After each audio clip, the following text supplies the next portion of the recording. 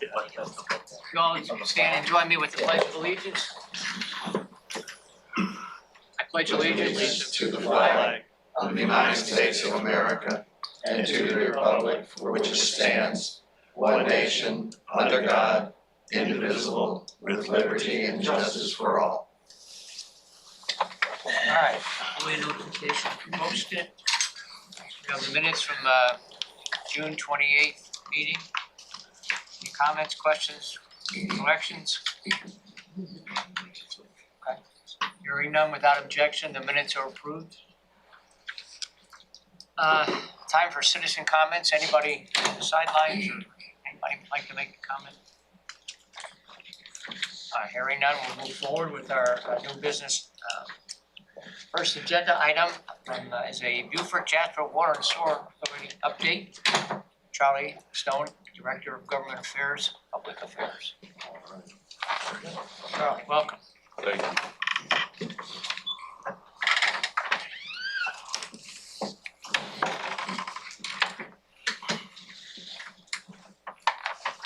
There's not a clicker, or is it this mouse here?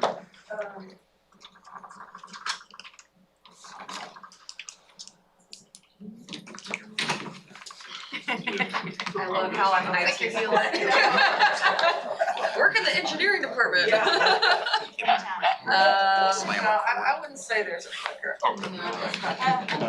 The whole thing. Is there anything up there? The keyboard? There's just a mouse. Can you hit the next one? Yeah. We can control it from back here, Charlie. It's an ebb and flow. Maybe. Okay, no. Okay, that's fine. So let's try that. Sorry. I think you can touch the screen, actually. Don't hire me for IT. I think.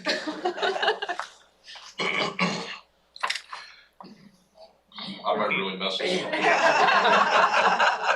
I'll just say next slide. Yeah. How about that? Libby's got you. Low tech. Okay. So yeah, you can flip the slide. So Charlie Stone, Director of Government Affairs at Beaufort Jasper Water Sewer. I appreciate the opportunity to be with the group this morning. And I did want to give just a little bit of an agenda covering today. I'm going to try to move through a lot of slides and touch on our mission, our vision, and history on Beaufort Jasper. And I didn't know that Mr. Moss was going to be in the room. So he had to fact check me on my history portion of the No presentation. pressure. Our present realities, some regional projects that I think are really exciting, and then where we're at with rates, where we're at with our capacity feed process, and then something that I'm very passionate about, initiative that we have around unsewered areas across the region.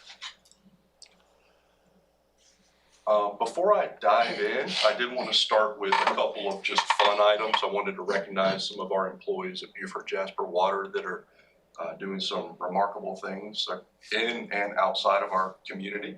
But our field ops team, they were actually out in Denver at the annual American Water Works Association conference. And they got second place in the nation for the hydrant challenge, and then fifth place in the nation for the pipe tapping challenge. So I wanted to recognize and I actually have a video. I don't know if it'll play, but this is from the pipe tapping challenge on the next slide here. You might have to click it. If you click it, it should just click the screen and it should come on.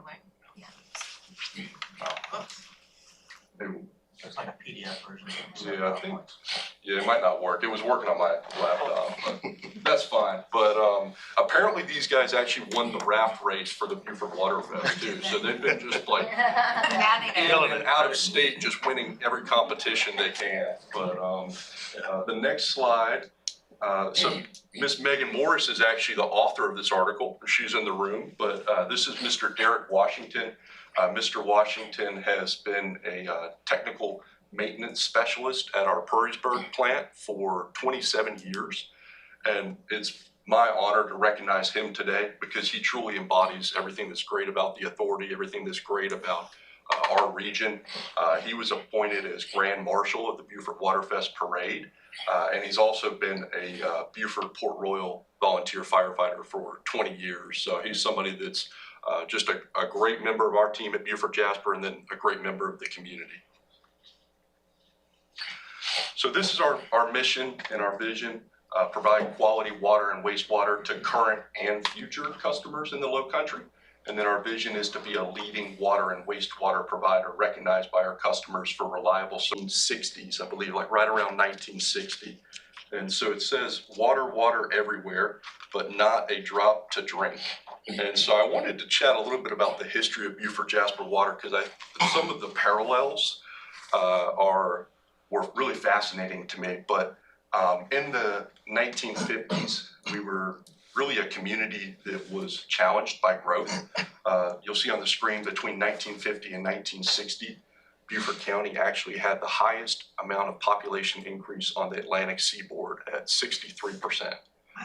And at that time, a lot of that was directly related to military civilians being employed by the military base, as well as military spouses. And it was a time of great growth. And with that growth, before in the early 1900s, we were really relying upon a well system. And so you had the town of Port Royal, the city of Beaufort, and the military bases all working off of a well, system that's shown on the next slide here. But with the well system, with the amount of growth that we saw, we ran into a situation where the well system was threatened by the intrusion of salt water into the water-bearing strata. And it was a situation where we came together as a community, and the legislature actually, worked with the municipalities, they worked with the military bases, and they supported this Savannah River Canal project, which is actually where we get our water from today. As shown on the next slide. This is just some graphs of the population increase. And then the next slide, actually, I found this interesting from my time at economic development, but it talks about the importance of water to industry. Obviously, the industries that we look to attract have certainly changed, but still prevalent to our message today. Then this shows the design of the canal. And so, we fast forward 65 years, right? Like, where are we at today? We're one of the largest utilities in the state. We have 67,000 water connections, 48,000 sewer connections, 750 square miles of service territory, serve 4 municipalities: Bluffton, Port Royal, Beaufort, Hardeeville. And you can change the slide. And our realities that we face are very similar. We have our traditional infrastructure timelines are being outpaced by growth. We're always named as one of the fastest growing communities in the US. We actually, I'm sure everybody saw it, but a few weeks ago, June 21st, there was a press release that went out that we've reached an all-time high on water consumption at 35.6 million gallons of our 39 million gallon water capacity for our plants. And we project approximately 3,000 new connections on an annual basis. On top of the amount of growth that we've had, utility construction continues to be much more expensive. From 2019 to 2024, we saw a 250% increase in the cost of wastewater treatment plant capacity. Additionally, we have regulatory mandates that are making it harder for us to keep up with compliance.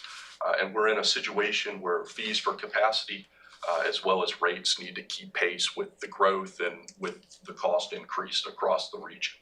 Charlie, do you think that the transition after COVID, with more people working from home, has added to the capacity? Because you're using the utility from a residential area versus a commercial. I'm really not certain. I wouldn't say that there's been a direct correlation, but I can't answer that. Next slide. So what does our current water system look like? Right now, as I mentioned earlier, we pull all of our water from Savannah River. We have an 18-mile canal that goes from Savannah River to our 2 water treatment plants. Most people associate Beaufort Jasper with our Chelsea plant, which is the plant that's right off of Snake Road. on 170. That Chelsea water treatment plant has a max capacity of 24 million gallons per day. We have a second water plant at Perrysburg, and that water plant is maxed out at 15 million gallons per day. Over 1,500 miles of water main, 8,700 fire hydrants, 25,000 valves, and then we also have some elevated storage tanks across the region that add capacity at 6 million gallons per day. Charlie, quickly, I've always seen that canal off of 462. And my question is can it be threatened for contamination? That is a great question, Mr. Glover. We are actually working right now to look at the resiliency of the canal, risk mitigation, and really do a whole vulnerability assessment of our system. It's a conversation that we've had with our military installations as well. I had a really nice meeting with Mary Ryan and Mr. David Trail and Colonel Bortnam out at the air station not too long ago. And, you know, obviously we're a military community, and so we want to be mindful of making sure that the military thrives here and that we mitigate risk as best as we can. And so that's one of the items that we're looking at. We're actually including the Open Land Trust in that conversation as well. Good. You know, obviously they have an invested interest in conserving land, but we think it makes all the sense in the world to look at conservation along the canal, because the last thing we want is, you know, some sort of development that, you know, threatens the canal or that could cause some sort of risk. Yeah, thank you. So our wastewater treatment system, right now we have 3 mechanical plants. We have a plant at Cherry Point where we have 7.5 million gallons per day that's permitted. At Port Royal, we also have 7.5 million gallons per day. And then we have a Hardyville wastewater treatment plant that's 2.7 million gallons per day. So I talked a little bit about the growth, you know, some of the challenges with just the amount of water that's being consumed with our all-time high in water consumption that we hit on June 21st. And so what are we doing to address these challenges? And it starts with our CIP, our capital improvement budget, and it starts with investing in our infrastructure. And so we have a really talented team of engineers. Our CIP team is led by our Chief of Engineering, Mr. Paul Vincent, as well as our Director of Engineering, Mr. Michael Hansen, and then also our capital project team leader, Jennifer Ray. And our team, they've worked over the past year very hard to conduct a triple bottom line analysis on all the projects that they think are necessary for Beaufort Jasper Water as we move forward. And we've crafted a CIP budget right now that's just at $600 million over the next 3 years, and that's for fiscal year 2025 to 2027. And that was actually approved by our board yesterday. That CIP list was approved. And so about 65% of that is related to growth. So looking at some plan expansions across the region that I'm going to get into on these next slides. 17% is rehab and replacement, and then 16% are improving existing infrastructure. So this is a project that really everybody across the region should be very excited about. It's a very critical project for us. It's the expansion of our Perrysburg water treatment plant. We are going to be taking that plant from 15 million gallons per day to 30 million gallons per day. That is under construction currently, and it will be complete next July is the timeline that we are aiming for. And it is a project that's going to address a lot of the challenges that we've seen with water consumption with the peak usage throughout the summer months. Oftentimes, whenever we have that high level of usage, when we hit that 35 million gallons of our 39 million gallon water plant capacity, we see issues with discoloration, we see issues with water pressure. And so this project will certainly address some of those challenges and then also allow us to grow into the future. We do have several wastewater treatment plant expansions that one is in process, and then we have 2 others that are kind of in the planning stage at this point, but we're in process with the Cherry Point wastewater treatment plant expansion. That plant is currently at 90% capacity, And so we are in the permitting phase to take that plant to 11.25 million gallons. And then we're also looking at expanding our Hardyville wastewater treatment plant and have been in conversations. Our engineering team has been in conversations on, do we need an additional plant elsewhere in the county? That's really kind of a preliminary conversation at this point. This is another great project for water capacity. We're actually building an additional elevated storage tank at Buckwalter. That'll be 1.5 million gallons. That is expected to be complete in let me get you an accurate date here. April of 2025. So this is a heat map of all of our projects across the region. So we have, of that 600 million, we have 102 projects in our CIP. They're really scattered across northern Beaufort County, southern Beaufort County. I know I went through all the large growth projects, the capacity related projects, but there's a lot of projects that are related to upgrading existing infrastructure. We also have about $45 million in our CIP that's directly related to the military installations. So improving infrastructure that was built in the 1950s, making sure that that infrastructure is up to date and can serve our military partners. Next slide. I had a question. Yes, ma'am. Do you have any plans to close the Laurel Bay plant? So that's actually one of our projects that we're looking at. So the Laurel Bay wastewater treatment plant right now, it's permitted at 0.35 million gallons. I mean, it's like fully at capacity. And I believe it was built in like 1953. And so a project that is in our CIP that we're working with the military on right now is we are going to build a pump station and actually take all their effluent through the Port Royal plant instead. And so that's a great example of a project that's built around resiliency and just making sure that we're investing in our infrastructure.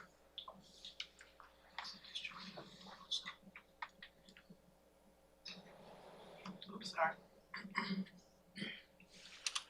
All right, so how do we fund these projects? So we have two mechanisms to fund projects, and that is rates and then capacity fees. We have increased rates as of July 1st of this year, and across the board, rates have increased approximately 10%. And so, for example, if you were to take a 3,000 gallon water and sewer user last year, they would have paid $60.31 on their water and sewer bill. This year, that same user would pay $66.13. The second mechanism is capacity fees, and you can hit the next slide. And so what is a capacity fee? A capacity fee, it's a fee that's assessed for new developments and customers to recover the cost of infrastructure that's constructed by Beaufort Jasper to accommodate those additional customers. And so as I went through our CIP, that's $600 million, capacity fees can only pay for those growth projects. So they can't pay for existing infrastructure that is being rehabbed, replaced. They have to pay for capacity. So we've gone through a very lengthy process with our capacity fees, and as we look at where we need to get to fund some of our projects throughout the region. And our number one priority throughout this process has been to include the development community, to be as transparent as possible. My chief of engineering, Paul Vincent, he had several working groups or input sessions throughout the month of May and June, where we brought the development community in. We want to make sure that they know this is coming. They understand why we're doing this and the need for these projects across the region. And we heard kind of three general themes. The first item we heard was nobody said don't build capacity. Everybody told us, please continue investing in your CIP. The developers understand that growth is coming and they want to make sure that our system is ready for them. The second item we heard was really don't spoil my deal. We have developers who they're in process with a project, and so if we were to raise capacity fees and not give a timely notice, then that could be something that could jeopardize what they're moving forward with. And so are there ways that we can phase this in? Are there ways that we can stagger payments to mitigate some of the carrying costs for the development community? And then really give them certainty and then communicate that decision once it's made. And so that was kind of one of our first steps in our process. We got our results back from our capacity fee study that was done by a consulting firm. And then actually yesterday, we had a board meeting, and you can change the slide. And so y'all are actually one of the first groups to see this, unless you were in our public session of our board meeting yesterday.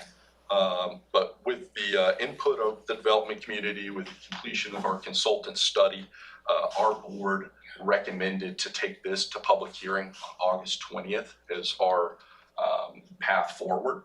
And so right now, we're at just about 7,000 for water and sewer for the capacity fee. We're gonna essentially remain at 7,000, but where we need to get is gonna be tacked on to the back end whenever they're at meters. Right now, everything's paid at pre-con. And so initially we were thinking that this would be paid at pre-con, but from the feedback of the development community and the concern over the carrying cost, we're moving that to meters. And so this is a multiple year phase-in process, and it's going to be taken to public hearing on the 20th.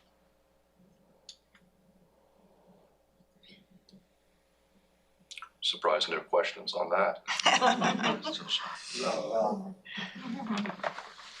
All right, so I did want to touch on the Stony Creek project. It's a project that I'm passionate about. I know the town of Bluffton's passionate about it, and Beaufort County as well. But it's a project that was really built around an adverse impact to our environment. And really the town of Bluffton should be commended for their leadership on it. I know that they were the ones that were the driving force, but essentially in the Stony Creek community, you had issues with septic systems that were failing, septic systems that were leaching into the May River, and really threatening the water quality of the May River. And so with Beaufort County and the town of Bluffton coming to the table, we applied for a SCIP grant and received funding. And so we are transitioning the Stony Creek community from septic to sewer, and that's in process now. With the Stony Creek project, I kind of describe it as like our first win in that arena. But we have established an underserved committee, an ad hoc committee that I've been helping lead, and it is focused on communities that have those issues with the environment or also social challenges. And a lot of it is due to, essentially we have donut holes across our region where we have densely populated areas, but they don't have access to sewer infrastructure. And so with that issue, we see septic systems that are challenged. We've been working with the Sea Grant Consortium, who did a very interesting study on how sea level rise is going to impact septic systems and make septic systems within certain communities inoperable. We've also been working with USCB, who has some very interesting studies on the diminishing water quality of the May River and how that's been attributed to some of these septic systems along the waterway. Obviously, this is a very comprehensive issue, and it's not all just due to septic. You know, some of these communities have challenges with drainage. They have challenges with overdevelopment on the waterways. But we're looking at our piece of the puzzle. And so right now, we're in a real preliminary phase, but we've identified 4 communities across the region: the Alljoy community, the Shell Point community, Old Bailey's, and Levy in Jasper County. And we're working to form multi-jurisdictional partnerships and find a solution for these people. I'll also note that our process has been centered around the residents. I think that, you know, the only way that these projects are successful is if we actually get into those communities and learn what the people want. You know, the last thing I want is a lot of governmental bureaucrats sitting around a table and thinking that, you know, we should bring sewer into community if that's not what the residents are embracing. And so our process with Alljoy, the Alljoy community has been very vocal around demanding a solution for their challenges that they see. They have a laundry list of problems down there. You know, some of it's related to drainage, and I think the septic and the drainage kind of perpetuate each other. But right now we're looking at ways that we can identify some state funding, even federal funding, and bring a solution to that. So how can y'all help? I would say just understanding the growth, how that's challenging our infrastructure. Educating your constituents on, where we're at as a region with the amount of growth, the need for these regional projects, and then finding ways to partner, whether it's partnership for water and sewer projects or partnerships with just education. I told the story about how in the 1950s, we kind of came together as a community, the military, the town of Port Royal, the city of Beaufort, and we had to identify a solution for the water challenges 65 years ago. And so I think a lot of the parallel there is that, we're in this together. Beaufort Jasper, we're here to serve the municipalities and the counties, and, we appreciate y'all's support. So.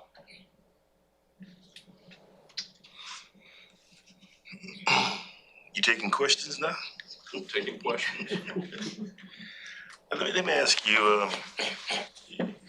do you, the Beaufort Jasper, ever say no to an area, or do you say it's up to the developer? If they pay for it, we'll take it to them? Especially when it comes to sewer. I'm speaking of sewer. And one of the comments I made to Ms. Howard, because she's on the Community Service Committee, is that we need to talk about septic systems, particularly on St. Helena, and not that we are looking for sewer, but there are areas that should never have gotten septic approval because of the low-lying areas and stuff. And I don't know whether that would lead to tax deduction, et cetera, because there's just some property that should never be, a house should never go there, but people need to get some kind of tax benefit from it and stuff. That's ultimately where I'm going with it, but we need to talk about septic tank system. But my question was really, do y'all ever say no to developers? So in terms of the septic systems, those are approved through DHEC. I know certain groups have pushed DHEC to have more restrictive standards around that. In terms of if we say no within unincorporated Beaufort County and Jasper County, we have an obligation to serve. We want to be mindful of the comprehensive plan, and it would be really a case-by-case basis. Okay. There's a lot of variables at play. We've had certain developers approach us and ask us to serve in communities that we don't even have agreements with, and so in that case, that's an added complication. So. Okay. Thank you.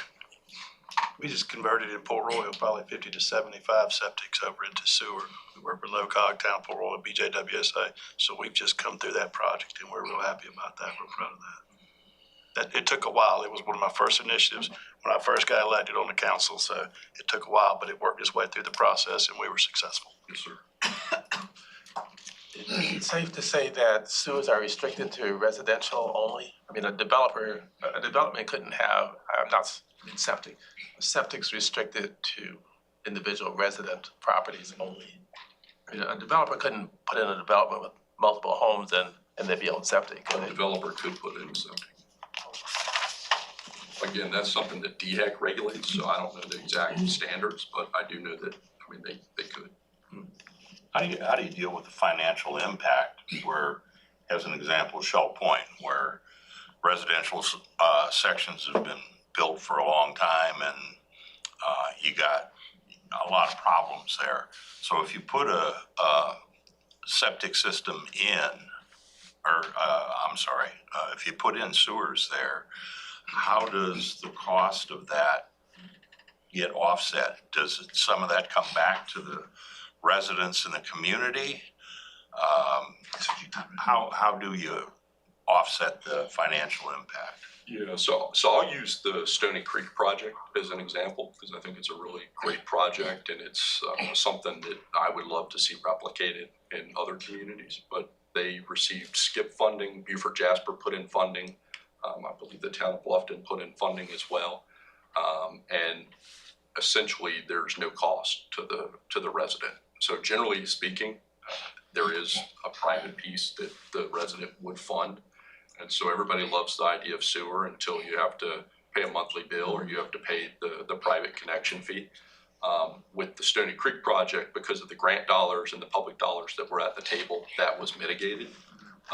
With our ad hoc underserved committee, we're in a real Yeah. preliminary phase right now where we've gone through the identification of communities that we think there should be a sense of urgency behind.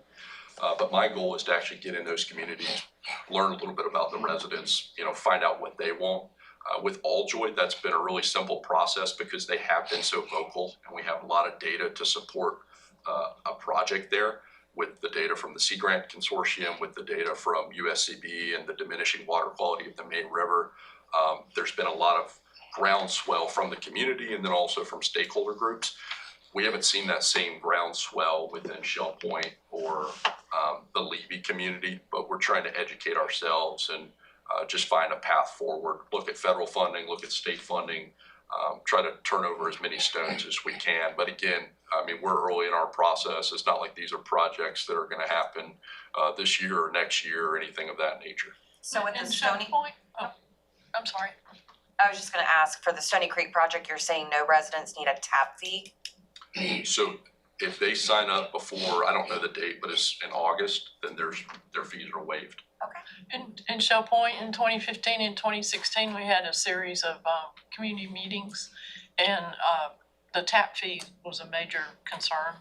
There were no guarantees of any grants at that time, and the population in Shell Point didn't meet the criteria, income levels for community development block grants like the area in Port Royal did. So, but I think Shell Point, if they knew there was a way to get there now, we're gonna have some community meetings about it in Shell Point to see.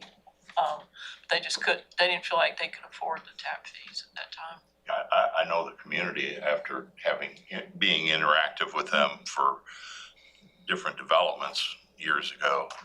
The community is very vocal about that because during high tides, they're just completely inundated, and that their septic systems are pretty much non-functional. It's just going into the waterways. So. Of course, we're working on stormwater there, and there's been a lot of work done on stormwater in Shell Point. So in your contracts with the military, do they have to pay for improvements like Laurel Bay, new construction type of things? The CIP projects, Yeah, they do not. They pay us, I believe, an annual fee, but it's not for CIP projects. It's just for service. And then for the CIP projects, the $45 million that I referenced, that's just within that $600 million bucket. There are programs through the military where you can apply for funding for infrastructure projects. And so we're in process with that. We're working with Mary Ryan and David on that sort of initiative. But traditionally speaking, those have just been things that have been funded through our CIP. So in the Port Royal one, like you said, we didn't charge the residents the tap fee and all that. I thought it was really good. But at the end, there was a slight increase to their bill, although it wasn't much, but it was in an LMI area. So a lot of people kind of grumbled about the additional $5 to $10. I think communication is definitely key on the front end. It'll pay. And then from an operational standpoint, there were some little tweaks that probably ought to be made, because I think we talked about it before. We couldn't get a tap into a place and we paved the road. Then 2 weeks later, they came back and cut our road up and tapped it. And it's like, we just didn't plan that right, guys. Yeah, So we eroded the integrity of the brand new road. It's like, we gotta do better than that, but I know we will. So, but yeah, we've been real happy in Port Royal. Yes, sir. The other donut hole is Oak Village, which is unincorporated Beaufort County. Any plans to? It's not in my district, but I'm just asking. Yeah, so Is it your district? I thought it was yours. Okay. Probably Sure. both of us. Yeah. I at Soloco actually earlier this week, Councilman Fred Hamilton brought up Pritchardville. And so we're kind of in this phase where we're searching for sites, just to get on our radar, start that conversation. We don't have funding right now, so that's the biggest piece, but we can certainly add that to our list of sites that we're looking to prioritize in the future. Yeah, and again, I would love to, if y'all have contacts in any of these communities, I would love to chat with residents and at least just introduce myself and talk a little bit about where we're aiming to go. And Charlie, I know we've talked in the past about this. I'm still receiving communication, actually not really in my district, but within the county, of people having discolored water. Actually, a lady sent me a picture of a bathtub filled with brown water. Is that due to capacity? Is that due to old infrastructure? Is there a plan to fix that? So it's mainly due from individuals drawing from the system at the same time. And so it's somewhat a capacity challenge whenever you have, so when we hit an all-time high on June 21st at 35 million gallons of the 39 million gallon water treatment capacity, then that was a time where you have basically a high pressure coming through our mains. And so that's what causes the discoloration. We are looking at doing some unidirectional flushing that should solve that, and then also some valve maintenance later in the summer. We found that it seems like it's very centralized, and so we expect some of that just routine maintenance with the valve maintenance, and then that flushing should be able to help as well. We get a lot of calls from like Sun City area, Margaritaville area, but then it is something that's perpetuated by the capacity and the amount of water coming through the system, and so we expect the Perrysburg expansion to help with that issue as well. Is there any safety concern to the discoloration, or is it just? No, and we have, our team will come out, and if residents are concerned, we can test the water, give them the lab results. We want everybody to feel comfortable, but no, there's no safety concerns. I know we've asked folks not to water their lawns and so forth, or to minimize use of water between, I think, 3 a.m. and 9 p.m. Yes, sir. Is there any way to monitor which residents may be complying with that and try to put a little more pressure on them? Because what I've noticed is I haven't noticed any change in, when I'm leaving the neighborhood early in the morning, there's still a lot of watering going on during that period. So since we hit that high on June 21st, we have seen, since we sent out our press releases and notices to the community, we've seen a decrease in water consumption. We're back around like 26 million gallons per day now, which is a 9 million gallon decrease. Some of that may be due to just the amount of rainfall that we've had in the past couple of weeks, and so people aren't irrigating. But some of it's probably hitting the pavement and communications as well. In those areas where septics are not working like in the Burton area, have y'all think about running sewer there? Burton is not on our list right now, but we can certainly add it to our list. If there's a certain pocket, I'll give you my card, and if there's a certain pocket within Burton that we should be looking at, we can do that. Because DHEC does have a program to use an alternative system that they use, but it costs so much, $5,000 to $6,000. A lot of folks can't afford that. Thank you. Charlie, over the last couple of years, the county with some partners has done some groundwater research and saltwater intrusion. Are there significant impacts that you're beginning to see or anticipating saltwater intrusion as a result of sea level rise and other things? So that's the main concern with the septic systems.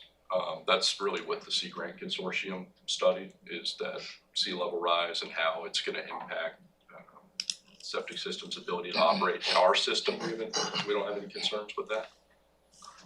But septic systems, absolutely. Other questions?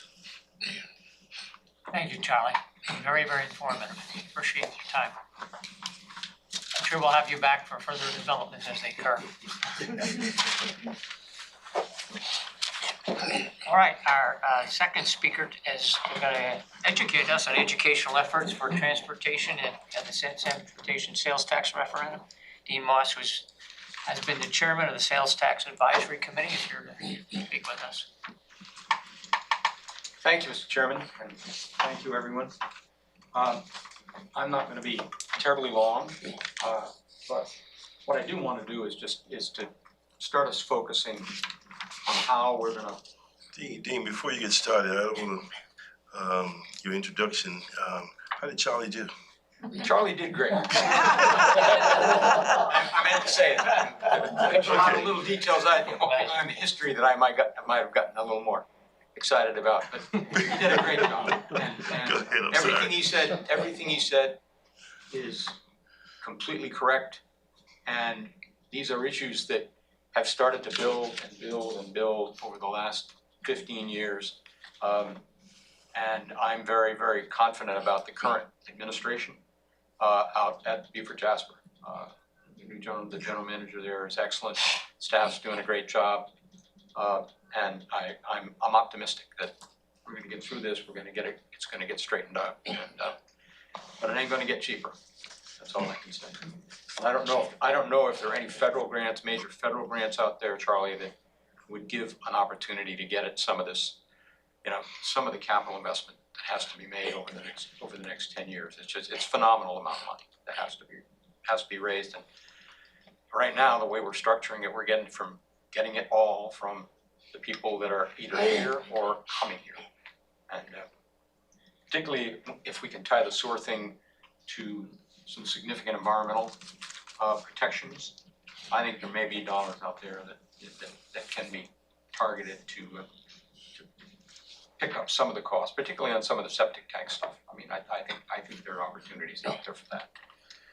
But I'm not gonna get into that. I'm out of that business.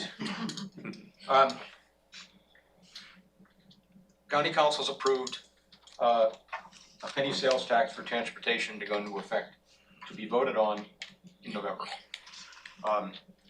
10 years, $950 million. I was chair of the first committee a couple of years ago that put together the first proposal.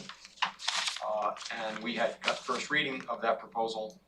And then our good friend Tom Davis walked in the door with the green penny, and the transportation tax went out the window. But the point, there is a penny tax in effect in Beaufort County right now. So everybody that's buying anything other than those things that are not subject to it is paying a penny right now. I came in and got a call from the chairman of county council and said, will you do this again? And we pulled together a smaller committee, 5 people from around the county. And we put together a proposal for county council. And it was much bigger than the one that was enacted. I think it was $1.5 billion, 15 years rather than 10 years. A lot of that money would have been raised and kept and looking way into the future for things we can't even think about now, or that we haven't thought about, or we're not thinking about. Third bridge, how about that? Let's think about what's it gonna take to get another bridge across into Ladies Island. Eventually, we're gonna have to deal with it. We can't not deal with it. We came forward with it, and county council and staff reviewed our proposal, made the decision as to what to do, and this is what we have. A significant series of projects up to about $1 billion. And again, it's a penny.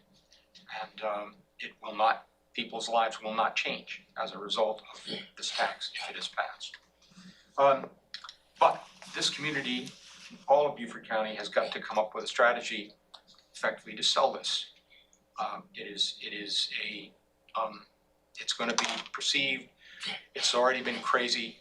We all know Hilton Head right now and the issues that have been going around about the bridge and all the fighting over what's going to happen on Hilton Head. There's a whole bunch of people down there that are angry because they didn't get their way on the bridge, and so they're gonna push back on anything that anybody else wants to do. But it's going to take a group of people to provide the leadership, and it's going to take money. Government can't do it. You guys can't do it. Your job is done. You have to sit back, in theory. You can't advocate for it. You elected officials, appointed officials working for county and municipal governments cannot advocate for this. You can do, there are some things you can do, and I'm gonna touch on those.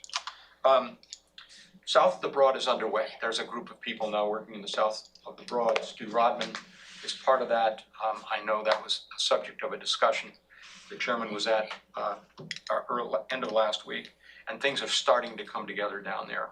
We haven't done anything up here yet to kind of start to organize, and this is what I'm concerned about.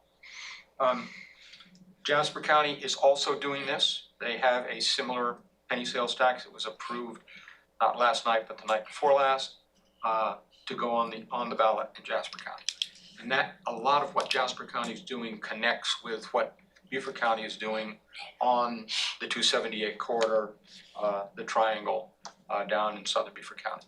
So there's a lot of coordination there. I'm gonna be meeting with the Jasper County Administrator this afternoon to talk a little bit about it. So we've got to do something. So the first question is, well, what happened? What happened to the 18 package? Because that's clearly an issue that's out there floating around. In 18, we approved a penny sales tax, and there were really three big pieces of it. One was Hilton Head 278 corridor work. Another was Ladies Island and all the work on Ladies Island. And another was essentially trails. What happened to it? Well, I mean, some stuff got done, some stuff didn't get done, particularly on Ladies Island. A couple of little things get done. We got the turnover done. They just finished a project over by Walmart. It was paid for by that. The money's still there. The money is not gone. It's not been spent for anything else. It's still in the bank waiting to be spent for those projects. But what happened? Well, the first thing that happened, I think, was COVID. We passed that in 18. By the time the county got to the point of starting to work on it, we were working into summer of 19. We work our way around, and all of a sudden, we've got COVID in 20. And everything went to hell. You know, we all know that. The second thing is that the disagreement over what to do about the bridge on Hilton Head consumed, I think, an awful lot of the engineering staff. Consumed lots of people in county government fighting with Hilton Head about this lane or that lane, three bridges, two bridges, you know, whatever it was. It's just a battle, and we didn't get that battle resolved until about 3 weeks ago. Finally resolved. Finally, we're going to move forward. That was in 18. We started that process. And then the other piece was, and I'm going to be frank about this, I think county council basically was in chaos. Not the council necessarily, but county government was in chaos. We lost a county administrator just before that, who was very competent. And we've been through now a series of county administrators over the last 5 to 6 years who, you know, they're in, then they're not in. We hire someone, that person goes. It's just been chaotic. And I think that had a lot to do with it. But we're changing, we're fixing it. Organized. What's different now? Well, you got a new county administrator. I have not met him. My wife has. She's sat down with him and discussed her projects. I'm supposed to meet with him. Alice set us up to meet with him in mid-August. And everything I understand about him is he's very competent and a directed, intelligent guy who's going to get stuff done. You've also got a very competent engineering staff now. I've been working with them on a number of things, and the county engineer is a friend, but he's got a good team, and he's got great ideas, and he was instrumental in the work we did in putting our projects together. So I think you're in good shape.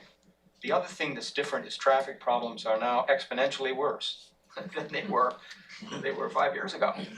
Anybody that goes to Hilton Head, tries to go to Hilton Head in the morning, you know, might as well take a lunch with you, because you're going to sit in traffic starting right around, you know, just beyond where the boathouse is on the highway, and you're going to just stop and go and stop and go and stop and go and stop and go. So there are some real issues there that are different than they were. Traffic on Ladies Island has become much worse than it was in 18. So my attitude is the tax itself is not the issue. Again, we're paying the penny now. And nothing would change, because it won't go into effect until the current penny is done. But what do we need to get it passed? We've got to have private sector leadership, because that's who's got to fund it, it's got to lead it. We've got to have money. But what we've got to do, that the county can do, and the municipalities can do, working cooperatively, we need more detail on the projects to be built. That's what we have right there. And there needs to be a clear chart that shows each project and what the plan is, when it's going to get started, et cetera, et cetera, et cetera. And an implementation plan. County engineering can prepare an implementation plan that will take will take and say, if this passes, they can't advocate for it, but they can say, if this passes, here's what's gonna happen first, here's what's gonna happen second, here's what's gonna happen third. Those things have got to get done. And if we can do that, we're gonna get there, I think. Finally, we need cooperation with Jasper County. So I'm gonna be talking with the county administrator. The two counties need to be talking about their strategy, particularly for 278 corner.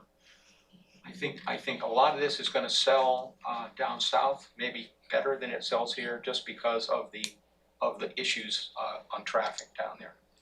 But I'm working with individuals and groups to sound them out, try to encourage them to get involved.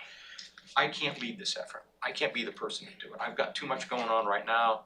I'm too old, and I'm gonna be traveling a lot this summer, so I'm not gonna be here when a lot of this has to be done. But it does need to be done. So I'm asking everybody here to help find some person or group that is willing to stand up and start organizing things here, north of the Broad. I think south of the Broad's okay. I'm not gonna worry about south of the Broad. We can cooperate, get things done down there. We need somebody up here to focus on this issue. We need to conduct a public education plan and a sales program so we can get this thing passed. That's my presentation. I'm happy to answer any questions. Again, I've been through and compared the various funding levels for a lot of these projects with what the county decided versus what we proposed. They're not significantly different. There's plenty of money there to do what needs to be done. If we can get this done, we're gonna make a major contribution to things going forward. I think one of the huge components of the educational aspect needs to be the Citizens Oversight Committee and how that process is gonna play out. Yes. Because as you're well aware, we have some trust issues right now and accountability issues.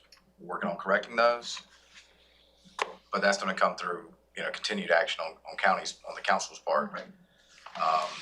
But that, every time I tell people about the Citizens Oversight Committee, it changes their perspective on it. And I think you're exactly right. So my attitude is, can you guys create that before the referendum? I don't know if we can put that together beforehand or not.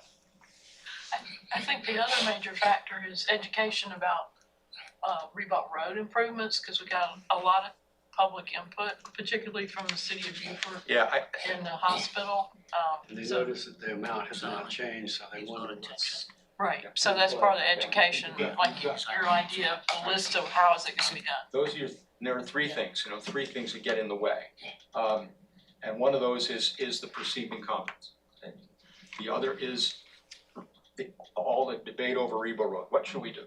Traffic circles? No. A lot of people some people want them, most people don't want them, as far as I can And the tell. hospital But we sure do don't. know, we live in Port Royal. I live in Port Royal. So if I wanna go to Ladies Island from Port Royal, after 3 o'clock in the afternoon, I can't get there. I don't Because think the debate's about the bridge. I think can't, that area's- I can't even get out of Paris Avenue because the traffic's backed all the way up past Paris Avenue.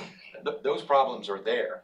And then finally, Ladies Island and how we get the folks on Ladies Island who are convinced that this is, this was all a joke and it was never gonna happen anyway.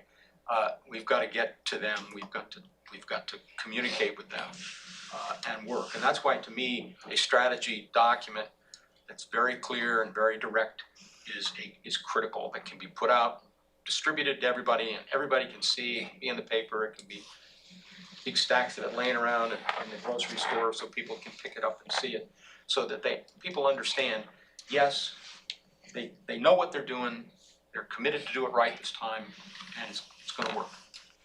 If we kind of get to that point, I think we can be successful. Dean, how many projects from the 2018 referendum are shovel ready? Because I think people, that's part of that trust thing. But they don't see any action, other than the right turn and the thing up by Walmart. Not very many. So we have, sorry. I'm Punt it over to me. So yes, a lot of the projects they have all been in development. We've got many projects that are now entering right-of-way acquisition. Ladies Island Middle School realignment is the one that's currently in right-of-way acquisition. Next is gonna be the airport frontage phase 2. We also, after that, will have Hazel Farm and Gay. We've been coordinating also with public development, such as on Gay and the realignment of Ladies Island Middle School. There's a Starbucks in that area. There'll be a full presentation of all of the project statuses, along with our expenditures to Public Facilities and Safety Committee on August 19th. So please tune in. And there's not enough money from the 2018 to do any of those projects. So the way that we have arranged that program is there was $30 million for Ladies Island in the 9 projects that came out of it. 3 of the projects have been put on hold. That would be Mayfair Court, the Beaufort High School realignment project, which is going to be taken a look at in the Ladies Island Village Center Master Plan once we can work with the city to make sure that that gets published and funded. And then the last one was Meadowbrook Drive. So the rest of the projects have been in design the whole entire time. Like I said, a lot of them are starting to come, hopefully out for bid within the next year. Right-of-way acquisition, all the parcels, it's gonna take some time. There's a lot of people.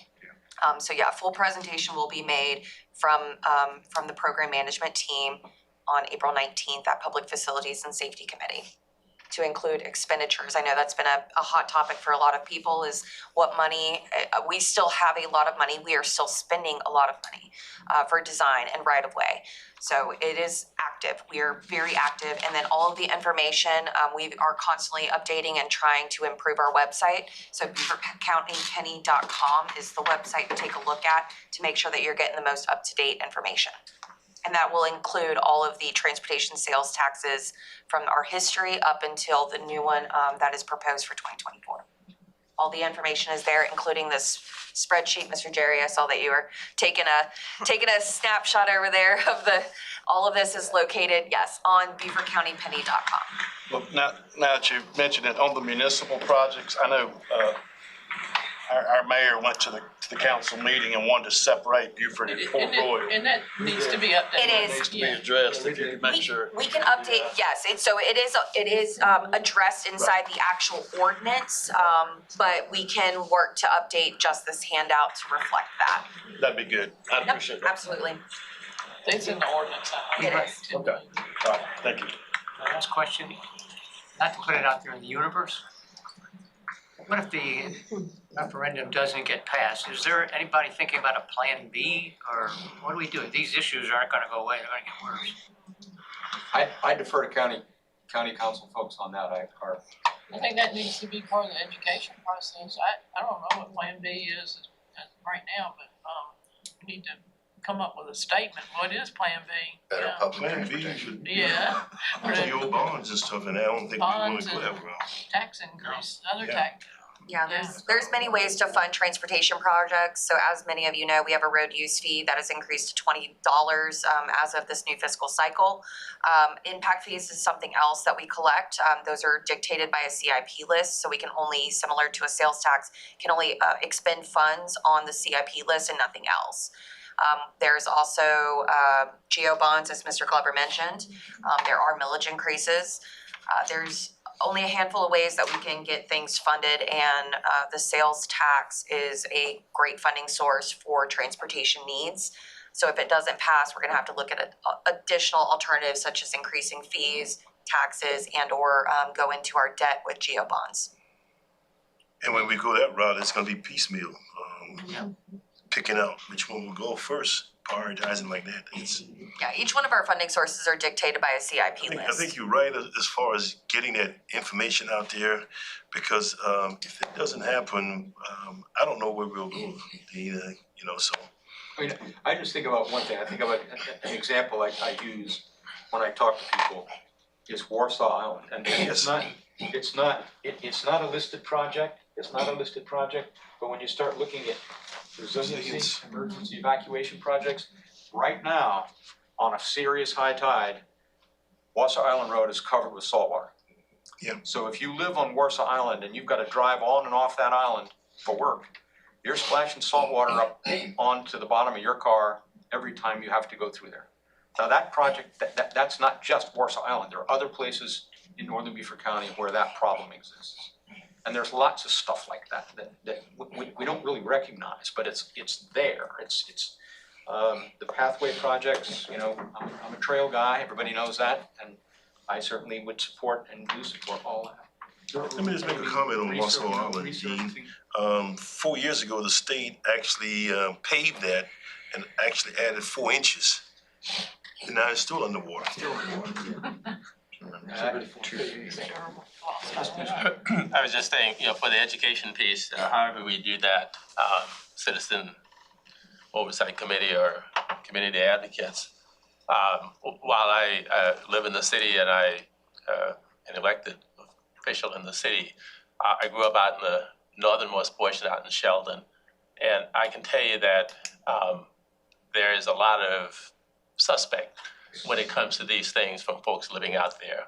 That they pay for these things, but they don't get an equal return in terms of improvement of things out in that rural area.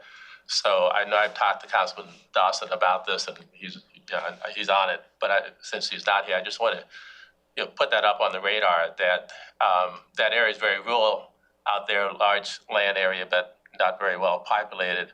But it might be the area that swings whether this thing passes or not. So give it some attention. Yep. That's why, to me, the idea of projects and a clear list, a structural approach as part of the advertise, part of what the county puts out, saying if we're going to do this, we're going to do this. This is going to be, we do this, this, and this, and we're going to do it in this order, and we're going to try this, do it this way and this way. I mean, the more information that we can get out, but if you put it out, you got to go with it. I mean, you know, if the county puts out a document that says this is how things are going to work, then that's the way things are going to have to work. Otherwise, we're stepping on ourselves again. York or Brittany, do you remember how much it costs per mile to pave a dirt road? 1 million, 1 mile, 1 mile. So if we don't do this, we won't get the dirt roads paved. But we only have like 78 miles of dirt roads, so. Only. So that's It's a lot. 70, but you got 80 million right there for dirt roads. But if we don't do this, they won't get paved. That gets a lot of it done, but yeah. Yeah, so our currently the dirt road paving program is funded out of our tag fee, and then our CTC, the County Transportation Committee, through our gas tax, where we only get about 2.86%, as it's divided out with all the other 46 counties in the state. They are the ones that are focusing on our road resurfacing, preservation, and rejuvenation efforts. Yes, sir. Someone mentioned about the oversight committee. My question is why wasn't this discussed when you were talking about the plan? That's what we did when we were talking about referendum from the school district. We had a gentleman come in and put that committee together even before, you know. Well, we did this and brought this forward to the county back in, I think initially in March, as our proposal. And we didn't necessarily talk about getting it passed. We talked about the oversight committee. We put that citizens oversight committee was in there, and another number of other things. But I'll be frank, we just didn't. I didn't think about that. The whole process of getting things started, you know, because I know the school district did it, and it was very successful. Yes, it was. That's the basis for what we're trying to do is model it after that. Thank you. Thank you, Dean. It's been very informative. Thank you, too, Brittany. I appreciate that. All right, we're at the last item here. We're almost out of time. Our next meeting will be on August 30th. Please note that. We had a request for 2 topics. One, Low Country Sentinel Landscape Partnership. Dana Bauer, I think, is the coordinator. She's currently funded by the Department of Defense and is working with the Open Land Trust on properties involved in Low Country Sentinel Landscape Arena. As you probably know, Gregory Neck was one of those. And it was due to close yesterday. Did it close? Okay. So that closed, a great addition to the conservation program. And the other update would be from Grant McClure of the Coastal Conservation League on the plastic bag ordinance. So that's the agenda for August 30th. Hope to see you all there, front and center. Thank you very much for your time. Meeting is adjourned.